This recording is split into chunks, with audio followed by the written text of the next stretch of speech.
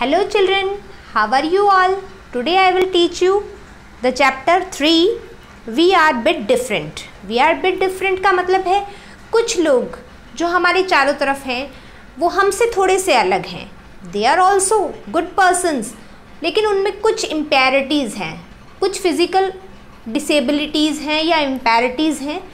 ऐसा नहीं है कि वो समझ नहीं सकते हैं या उनको पता नहीं है कुछ, मतलब mentally they are good, but उनके साथ कुछ प्रॉब्लम है. जैसे या तो वो बोल नहीं सकते हैं, या वो सुन नहीं सकते हैं, या वो देख नहीं सकते हैं. उनमें से कोई भी इम्पेरिटीज़ हो सकती है.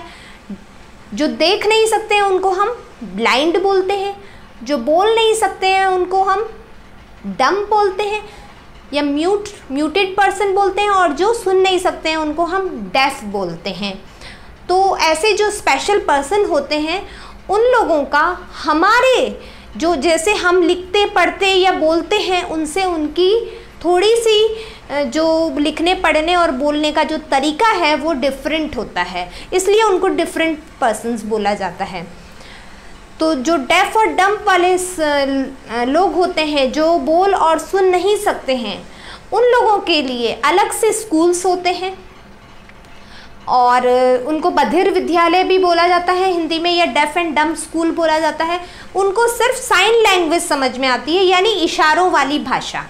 उनको कौन सी भाषा समझ में आती है? इशारों वाली भाषा. यानी हम उनको, आपने कभी न्यूज़ में भी देखा होगा कि उनके लिए अलग से न्यूज़ आती है जिसमें न्यूज़ रीडर केवल इशारे करके उनको समझाती है. एक न्यूज़ रीडर तो बोल रही होती है, दूसरी इशारे करके समझाती है. वो अलग से उनके लिए एक न्यूज़ चैनल आता है जो स्पेशल उन्हीं के लिए होता है. तो ये लोग जो होते हैं उनका थोड़ा सा अलग होता है तरीका लिखने पढ़ने का. इसी तरीके से ब्लाइंड लोग जो होते हैं वो लोग भी अलग तरीके से लिखते और बोलते हैं. बोलने का सिस्टम तो उनका सेम रहता है, बट उनका लिखने का जो होता है वो हमारे जैसा नहीं होता है. जैसे हमने सबसे पहले अल्फ़ाबेट्स ABCD सीखे, या हमने वर्णमाला सीखी, और उनको लिखना किससे सीखा आपने? पेन या पेंसिल से सीखा. लेकिन उन लोगों के लिए कुछ अलग स्क्रिप्ट होती है और अलग उनके टूल्स होते हैं जिनसे वो लिखते और पढ़ते हैं या कम्युनिकेट करते हैं. तो आज हम उन्हीं लोगों के बारे में, ये चैप्टर है We are bit different. If you are blindfolded and asked to read your book, कोई अगर पर्सन देख नहीं सकता और उसको बोला जाए कि बुक पढ़ो, कैन यू डू सो? क्या आप ऐसा कर सकते हो? क्या आप रीड कर सकते हो? Answer will be no. तो उसका आंसर आप क्या होगा? नो, नहीं पढ़ सकते हैं. But there are many such people in the world who are unable to see but they get education. लेकिन दुनिया में ऐसे बहुत से लोग हैं जो देख नहीं सकते हैं लेकिन उन्होंने फिर भी पढ़ाई की है. Helen Keller also couldn't see. Helen Keller भी एक ऐसी ही लेडी थी जो कि देख नहीं सकती थी, but she can renew an और लेकिन वो एक बहुत ही बड़ी लेखिका बनी बाद में. उसने इतना अच्छा लिख पढ़ लिया कि उस एक राइटर बनी वो बाद में. Discuss and tell those people who are unable to see how would they have read books. तो अपने आपस में ये डिस्कस करते हैं कि जो लोग देख नहीं सकते हैं वो रीड कैसे करते हैं. Do this also in a thick cloth bag. Put some similar items as different pen, pencil, sketch pen, etc. Ask one of your friend to put his hand in the bag and identify with his eyes closed.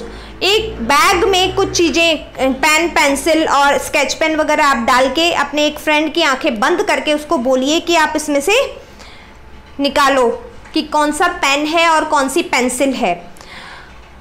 One by one You all try to identify each them.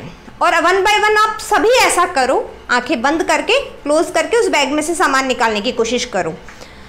How do you all identify those items? तो आप सभी लोग इन चीज़ों को कैसे पहचानोगे? आपके पास क्या तरीका होगा जब आपकी आंखें बंद कर दी जाती है, कभी कभी अंधेरा हो जाता है, तब भी आप क्या करते हो अपनी चीज़ों को ढूंढने के लिए? You might have identified that items bye touching them. तो आप उन चीज़ों को सिर्फ टच करके पहचानते हो, उनके शेप और उनके आकार से। Those companions who are unable to see identify alphabets by touching them. इसी तरीके से जो ब्लाइंड पर्सन होते हैं या जो देख नहीं सकते हैं, वो लोग भी क्या करते हैं, टच करके ही चीज़ों को पहचानते हैं।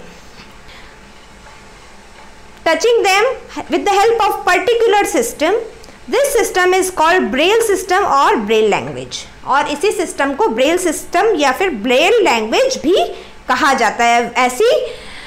ऐसी जो एक तरीके की स्क्रिप्ट होती है या तरीका होता है जिसकी सहायता से वो लिखते और पढ़ते हैं। Instructions for teacher, discuss with the children the important aspects of life differently able persons and their sensitivity towards world. तो मैंने आपको बताया है कि डेफ और डम्ब तो इशारों से समझते हैं भाषा को, और ब्लाइंड लोग टच करके समझते हैं। ये चीज़ उन लोगों के लिए होती है जो या तो सुन नहीं सकते, बोल नहीं सकते या देख नहीं सकते हैं। Helen Adams Keller was an American author, political activist and lecturer. Helen Keller कौन थी? हेलन एडम केलर एक अमेरिकन ऑथर यानी लेखिका, पॉलिटिकल यानी पॉलिटिक्स में भी वो बहुत एक्टिव थी, और लेक्चरर यानी एक बहुत अच्छी वक्ता थी जो बोल सकती थी, लेक्चर दे सकती थी। She was the first deaf blind person to earn a bachelor of arts degree.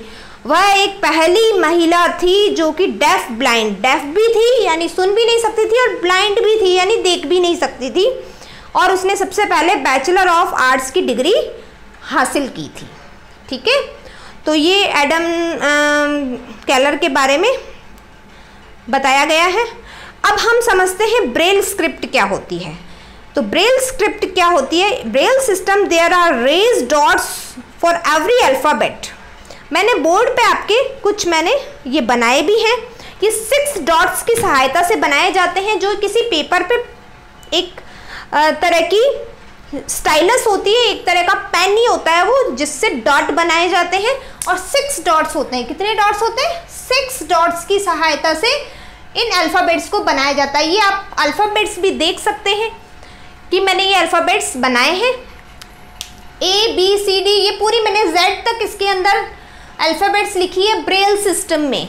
ये ब्रेल सिस्टम में डॉट्स को उस पेन की सहायता से डॉट्स बनाए जाते हैं। किसी भी ऐसा कार्ड टाइप कुछ होता है जिसमें उस स्क्रिप्ट स्टाइलस को डाल के डॉट बनाया जाता है, और उस डॉट से क्या होता है, वो डॉट उभर जाता है, और उस उभरे हुए पार्ट से वो फील करते हैं, टच करते हैं कि A है या B है या C है या क्या है।